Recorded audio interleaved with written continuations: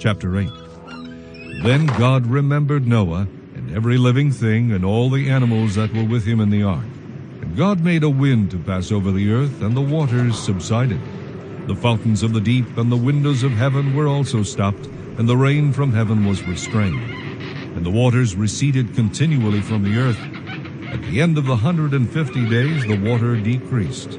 Then the ark rested in the 7th month, the 17th day of the month, on the mountains of Ararat. And the waters decreased continually until the 10th month. In the 10th month, on the 1st day of the month, the tops of the mountains were seen. So it came to pass at the end of 40 days that Noah opened the window of the ark which he had made. Then he sent out a raven, which kept going to and fro until the waters had dried up from the earth. He also sent out from himself a dove, to see if the waters had receded from the face of the ground. But the dove found no resting place for the sole of her foot, and she returned into the ark to him, for the waters were on the face of the whole earth. So he put out his hand and took her, and drew her into the ark to himself. And he waited yet another 7 days, and again he sent the dove out from the ark. Then the dove came to him in the evening, and behold, a freshly plucked olive leaf was in her mouth. And Noah knew that the waters had receded from the earth. So he waited yet another 7 days, and sent out the dove, which did not return again to him any more.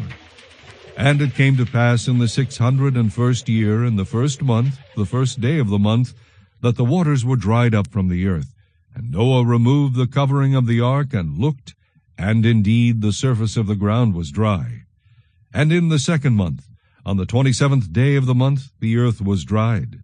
Then God spoke to Noah, saying, Go out of the ark, you and your wife, and your sons' wives with you.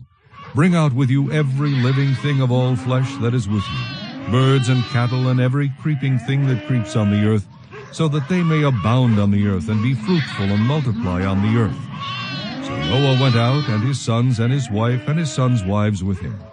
Every animal, every creeping thing, every bird, and whatever creeps on the earth, according to their families, went out of the ark.